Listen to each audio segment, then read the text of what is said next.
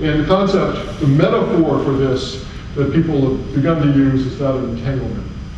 Another nifty painting like the whole terms of, actually that's the Lady Washington and a large number of Haida. And entanglement is a notion in which contact is reconceived as a complex, multi-scalar interplay among individuals and larger social entities. I'll try not to talk like that again.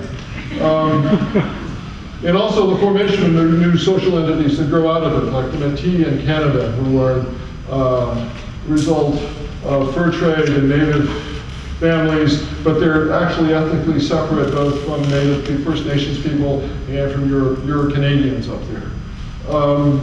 Also used here is this metaphor for the relationship between Indian people and archaeologists on the lower river, and then also for trying to cope with all this data.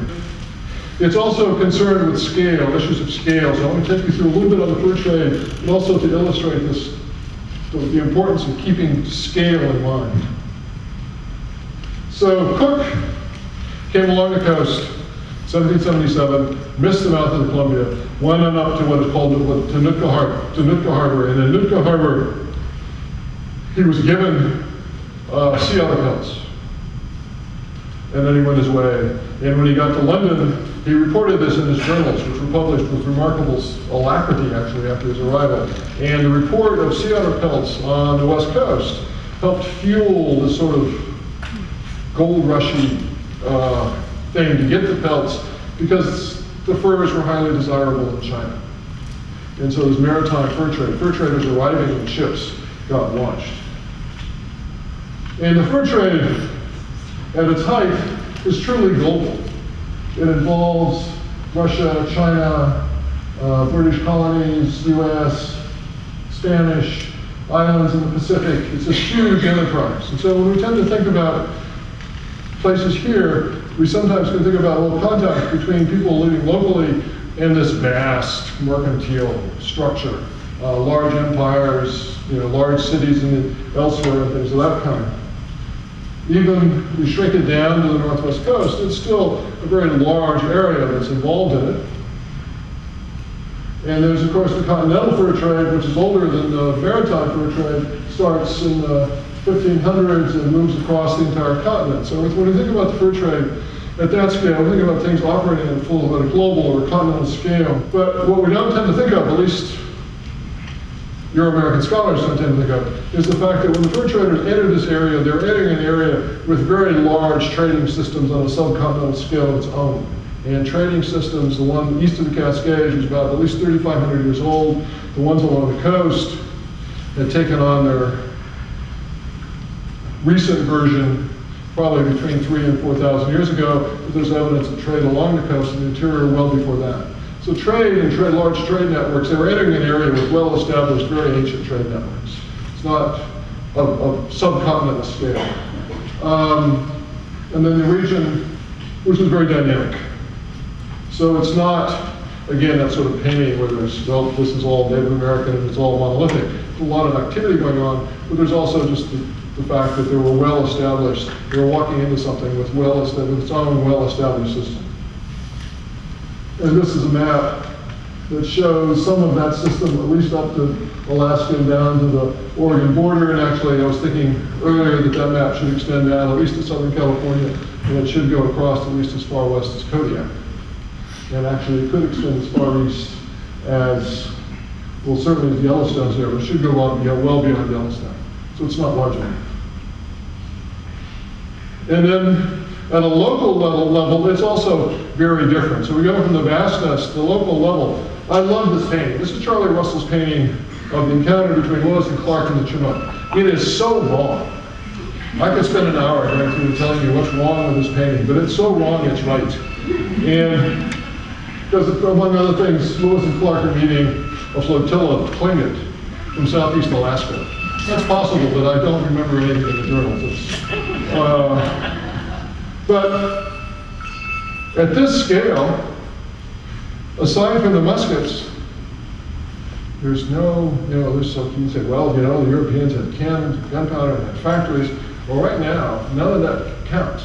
These guys are a year away from home. They're entering these people's home.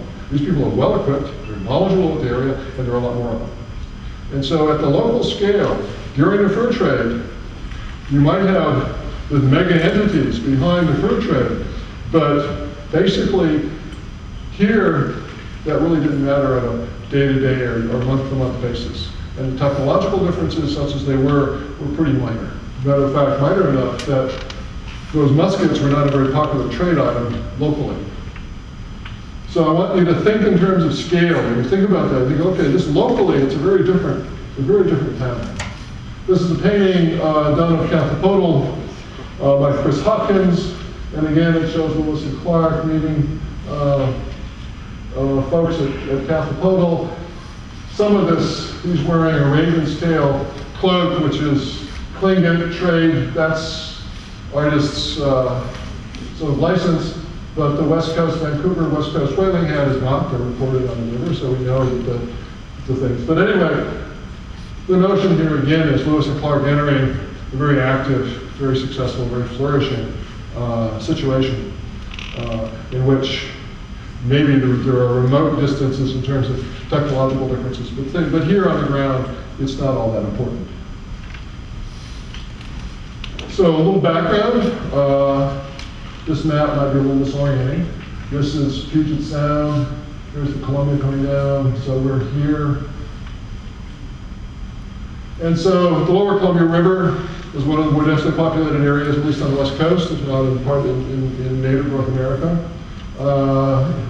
70 town censuses done during the fur trade show somewhere between 70 and 100 villages, ranging in size from about 100 to 1,800 people.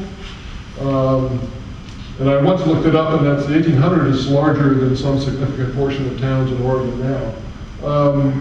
Residential sites, as you'll see, are occupied for several hundred years, long-term, stable occupation, exploiting a very productive riverine, wetland, and upland environments. Some of this probably sustained through active management of the environment. And then more background. Large corporate households with a basic social and economic and political unit. The elite status here, which is based on birth and wealth, which will come into play momentarily. Trade and exchange are important. I've already talked about that. And there's a significant investment of resources in these houses. I won't spend too much time on houses tonight. Here are some houses. But I won't talk too much about them, except to say that our research, as you'll see, really focuses around these structures. Katie mentioned that I'm doing household archaeology, and the households seem to be the best way to deal with the kinds of questions that we wanted to answer about the area through the archaeology. So we've devoted a lot of effort to excavating houses. The sites I'm going to talk about this one, Station Camp, which is across the river from Astoria, Meier, which is near Scappoose, Cathlapotle, which is near Richfield, Washington, and then Clahclellah, which is up at Bonneville, going downstream. Station Camp, also Middle Village is another term for it, was excavated, a joint project by Portland State and the Park Service. It's interesting because it's exclusively to the fur trade area, very, very narrow occupation span. 5 small structures. You can read this as well as I can read it. Important things about it is that it lacked a lot of the domestic kinds of artifacts that we find at Meier and Cathlapotle. It is extraordinarily rich in a wide array of trade goods. Clearly the people who lived there were actively engaged with fur traders.